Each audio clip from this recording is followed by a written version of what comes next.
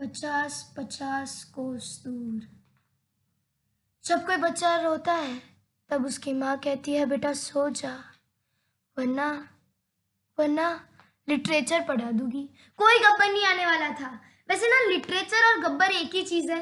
सब सुन के ही भाग जाते हैं। सबको लगता है कि लिटरेचर बहुत बोरिंग है, पर नहीं यार, नहीं है। कोई नहीं, लिटरेचर बनाने वालों निराश मत हो, मैं जिंदा हूं ना। आप लोगों का पूरा कंसेप्ट ही चेंज कर दूंगी मैं, क्योंकि लिटरेचर से एडवेंचर और कुछ हो ही नहीं सकता। कुछ नहीं हो सकता, कुछ नहीं हो सकता, क्योंकि इसमें ये चैप्टर है। इस चैप्टर का नाम है we are not afraid to die if we can all be together, जिसे लिखा है गॉर्डन कुक एंड एनिस ने।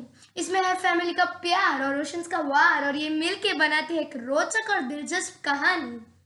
तो ये बात है तकरीबन जुलाई 1976 की, जब राइटर अपनी वाइफ मैरी, सन जॉनथन जो 6 साल का था और डॉटर सुजैन जो 7 साल की थी उसके साथ एक सफ़र तय करते हैं। और ये सफ़र कोई ऐरा गैरा सफ़र नहीं था, वो हमारे ऑथर का सपना था। वो सपना जो जेम्स कुक ने 200 साल पहले जिया था। उन्होंने पूरी दुनिया घूमी थी एक शिप पर, और ये चीज़ वो भी हमारे ऑथर भी डुप्लीकेट करना चाहते थे अपने फैमिली के साथ। उन्होंने प्लेमाउथ इंग्लैंड से सफ़र शुरू किया, और उन्होंने जिस शिप में सफ़र शुरू किया वो उसका नाम था वेव वॉकर।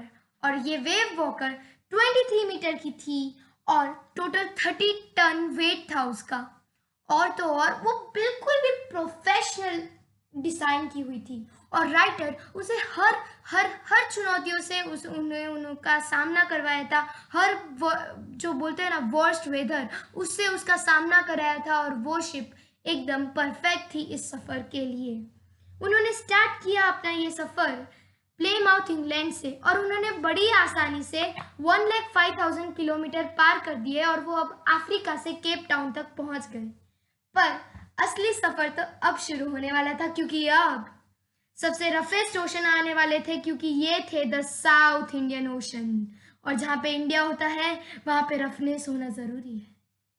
आह, वैसे चलो, मेरे जोक के लिए आप मुझे थैंक यू नहीं बोलोगे तो चलेगा, पर अब आगे उनका एक रफेस्ट ओशन वाला सफ़र शुरू होने वाला था, और कहीं ना कहीं अंदर ही अंदर उनकी थोड़ी फट भी रही थी, क्योंकि ये टास्क इजी नहीं होने वाला था। इसलिए उन्होंने अपने साथ एक 2 क्रूमैन ले लिए, जिनका नाम था अमेरिकन लैरी विगिल और स्वीस हर्ब सिकलर। मतलब नाम से ही रईस लग रहे हैं, बाकी थे नहीं।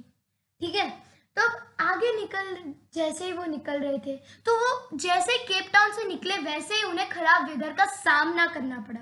सामना करना पड़ा मतलब कि तलवार लेके वो लड़ने नहीं गए थे। ऐसे ऊंची ऊंची वेव आ रही थी, तकरीबन 15 मीटर जितनी वेव आ रही थी, और ये बहुत भयंकर चीज़ है। अब आगे बढ़ते हुए 25 दिसंबर आ जाती है।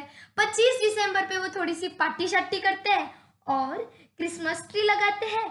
और अब मेन बात, ये सब तो वो कर रहे थे, साइड साइड में ना वेदर बड़ी खराब हो रखी थी, पर कुछ ना कुछ करके उन्होंने 25 दिसंबर तो निकाल लिया। अरे 25 दिसंबर क्या, जनवरी 2 तक मैनेज कर लिया। पर बॉस, असली कहानी शुरू होती है अब, जब जनवरी 2 को वेव्स कुछ ज्यादा ही उछल मुछल कर रही थी, और जो हवाएं थी वो तकरीबन 1 नॉट स्पीड से चल रही थी। और वो हवाएं इतनी तेज चल रही थी, इतनी तेज चल रही थी बाय गॉड, कि अब तो उनके कानों में दर्द शुरू हो गया था। तो अब उन्होंने इस सिचुएशन को मैनेज करने के लिए अपनी जो बोट थी उसकी स्पीड थोड़ी स्लो करी, और एक स्ट्रॉन्ग शिप का नाम की एक चीज़ आती है शिप में, जिसे वो लोग हमेशा या तो खोलते हैं, या तो ऐसे लगाते हैं, या तो वैसे लगाते हैं, ताकि वो जो शिप है वो अलग अलग टाइप के एटमॉस्फेयर के साथ एडजस्ट कर ले।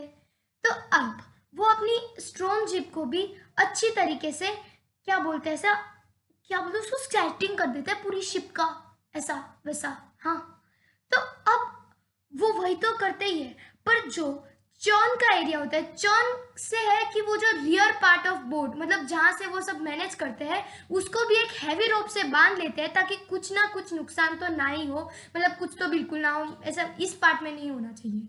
वो सारी चीज़ों को अच्छी तरीके से बांध देते हैं, और जो लाइफ लाइन्स होती है वो खुद से बांध देते हैं, ताकि कुछ भी हो तो उन्हें कुछ नुकसान ना हो। अब जनवरी 2 की शाम के 6 बजे वो देखते हैं कि एक बहुत बड़ा सा बादल उनकी तरफ आ रहा है। पर जैसे जैसे वो बादल नजदीक आता है उन्हें रियलाइज होता है कि वो बादल नहीं है। नहीं नहीं, वो बादल नहीं था। वो एक बहुत बड़ी वर्टिकल वेव थी जो उनकी तरफ आ रही थी। और जब तक वो कुछ और समझे तब तक एक बड़ा सा धमाका होता है और उनकी शिप टूट जाती है। वो जब उन्हें थोड़ा सा होश आता है तब वो रियलाइज करते हैं कि वो पानी के अंदर गिरे होते हैं और वो पानी में डूब रहे होते हैं। वो कुछ ना कुछ करके बोट के अंदर पहुंचते हैं, पर बोट के अंदर जाके वो एक डॉल की तरह इस हिस्से से उस हिस्से ऐसे जूझ रहे होते हैं, क्योंकि पूरी जो बोट थी वो टूट चुकी थी और वेव्स कंट्रोल में नहीं थी। पर तो भी वो लोग अपनी लाइफ लाइन के सहारे जिंदा थे। ऑथर का मुंह टूटे हुए दांतों से और खून से सना हुआ था। सिचुएशन आउट ऑफ कंट्रोल हो गई थी, पर फिर भी वो कुछ ना कुछ करके वो बोलते हैं ना, वो बोट का जो मेन एरिया जो आपसे व्हील जो कंट्रोल करते हैं, जैसे हमारी गाड़ी में वो होता है। देखो मैं भूल गई थी कि गाड़ी में क्या होता है, पर अब मुझे याद आ गया है कि स्टीयरिंग होता है। हाँ, तो स्टीयरिंग जैसे गाड़ी में होता है वैसे शिप में होता है व्हील। तो वो कुछ ना कुछ सेटिंग करके और उस व्हील के पास पहुंचते हैं। वो व्हील से वो देखते हैं कि नीचे का जो पूरा एरिया है वो पूरा पानी से भर चुका है और वो पूरा डूब चुका है। पर उनके पास वो टाइम नहीं था कि वो नीचे जाके देखे कि क्या क्या डूबा और क्या क्या हुआ। तब पीछे से उनकी वाइफ का आवाज आता है कि हम डूब रहे हैं। और वहीं पे वो दूसरी साइड देखते हैं तो उनके जो दूसरे दो क्रू मैन थे वो पागलों की तरह शिप से पानी निकालने की कोशिश कर रहे होते हैं। तभी वो देखते हैं कि पानी में बोट की बहुत सारी चीजें तैर रही होती है और बहुत मुश्किल से वो अपने बच्चों के कैबिन में जाते हैं और उन्हें ढूंढने लगते हैं। तभी उन्हें अपनी बेटी सुजैन दिखती है और वो सुजैन के सिर पे बहुत चोट लगी होती है, मतलब उसकी पूरी आंख सूज गई होती है और हाथ पे डीप कट लगा होता है। पर उस वक्त वो बिल्कुल भी टाइम वेस्ट नहीं करते होते हैं, क्योंकि उनके पास कुछ टाइम ही नहीं है। पूरी बोट बिखर रही है, सबको सबको कुछ ना कुछ लगा हुआ है। इसलिए सुजैन भी अपने पापा को बोलती है कि पापा आप जाओ, मैं संभाल लूंगी। इतनी छोटी बच्ची जब इतनी बड़ी बात बोलती है तो उसके पापा के भी दिल पे छू जाती है और वो वापस शिप को संभालने के लिए चले जाते हैं। अब वो हैमर और स्क्रू लेकर सारी जगह पे जो जो टूटी हुई चीज थी या जो जो वो ठीक कर सकते थे वो उन्होंने सब किया। उन्होंने जो बने, जो रिपेयर करना चाहे, जो जिससे लगे कि हम बच सकते हैं या शिप को हम और ज्यादा जो अगली वेव है उससे हम टकराए तो इतना ज्यादा नुकसान ना हो, इसके लिए उन्होंने बहुत सारी प्रिपरेशंस कर दी।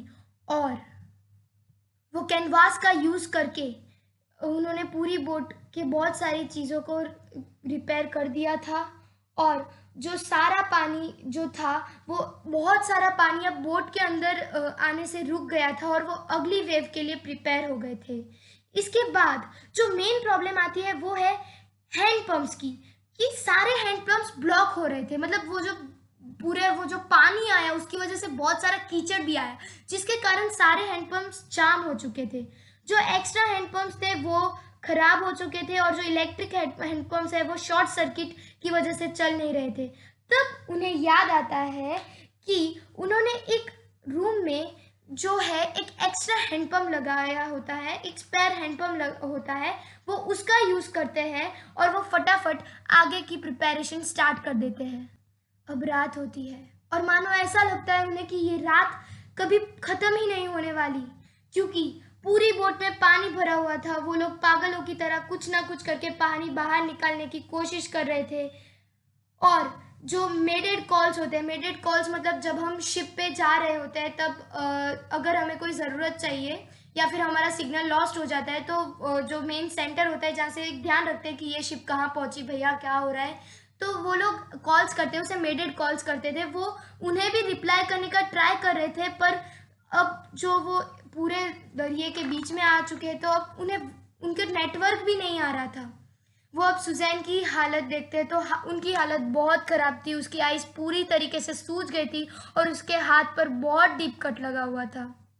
तब वो बोलती है, तब उसके पापा उसे पूछते हैं कि बेटा तुमने मुझे उस वक्त रोका क्यों नहीं, या फिर मुझे ऐसा क्यों नहीं बोला कि मुझे पापा दर्द हो रहा है। पर उस वक्त उसकी बेटी रिप्लाई करती है कि पापा हम पहले से इतनी सारी चुनौतियों का सामना कर रहे थे और मैं नहीं चाहती थी कि आप ये सब सुनकर निराश हो या और ज़्यादा वीक पड़ जाए। ये बात सुनकर ऑथर को बहुत अच्छा लगता है।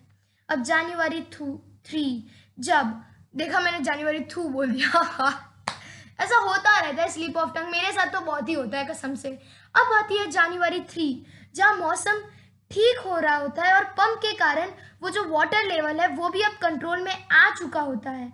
पर जो शिप है वो कुछ कबोर्ड और हैवी चीज़ों पर ही टिका हुआ होता है और अब उस हादसे को 15 घंटे हो चुके होते हैं और अब उन्हें रियलाइज़ होता है कि वो ऑस्ट्रेलिया तक नहीं पहुंच पाएंगे। पर वहां से 100 किलोमीटर दूर एक दूसरा आइलैंड होता है, वो वहां पे जाने का कोशिश करते हैं। पर अब इतने बड़े ओशन में वो कहाँ ढूंढेंगे कि वो जाते हैं और वो फिर से उस बड़ी बड़ी सी से फाइट करने के लिए फिर से वो कुछ ना कुछ करने लगते हैं। वो काफी ज्यादा मेहनत करते हैं, वो बहुत सारी चीजें फिर से सेट करते हैं। वो एक इम्प्रोवाइज सी एंकर कहला एक चीज होती है, उसे यूज करते हैं। वो हैवी नायलॉन रोप्स का यूज करते हैं और वो बहुत ट्राई करते हैं कि जो अगली वेव है वो उसके अंदर पानी आने से उसे रोक सके, उसे कंट्रोल कर सके।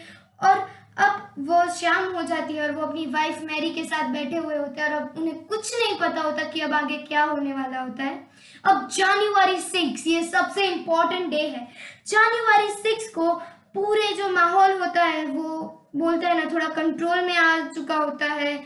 और अब चार्ट जो ऑथर होता है वो चार्ट रूम में जाते हैं और विंड स्पीड्स को कैलकुलेट करते हैं और हिसाब से वो बताते हैं कि अब वो कौन सी पोजीशन में है। और वो ये भी कहते हैं कि वो 1,50,000 किलोमीटर वाइड ओशन में सिर्फ 65 किलोमीटर वाइड आइसलैंड को ढूंढ रहे होते हैं। और वो जो है कि वो ये सब कुछ ना कुछ काम कर रहे होते हैं या कुछ ना कुछ रिपेयर का काम कर रहे होते हैं। तभी सुजैन उनकी बेटी आती है और वो देखते हैं कि सुजैन को बहुत बुरी तरीके से चोट लगी है। उसका जो घाव था वो पूरा सूज गया होता है, उसकी आंखें छोटी हो चुकी होती है और उसकी हालत बहुत खराब थी। फिर भी सुजैन ने कुछ कैरी फीचर्स बनाए होते हैं, फनी कार्टून जैसा आता है उन्होंने बनाए होते हैं और वो अपनी मम्मी पापा को दिखाते हैं और वो हंसते हैं, उनके मम्मी पापा भी हंसते हैं।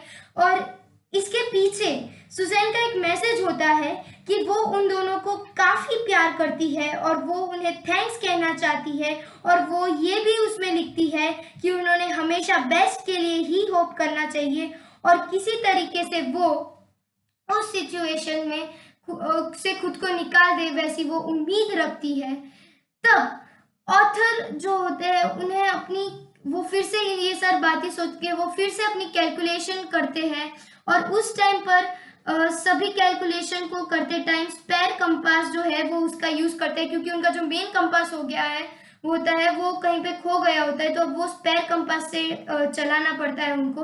और वो ये डिसाइड करते हैं है कि इंडियन ओशन में और दिन के कुछ वो ये डिसाइड करते हैं कि अब तो इंडियन ओशन में कुछ दो बजे होते हैं, पर वो ये सोचते हैं कि जब तक 5 बजेंगे तब तक अगर हम कुछ 180 डिग्री तक हमारा घुमाएंगे जो ये बोट है तो हमें शायद आइलैंड दिखने की होप है।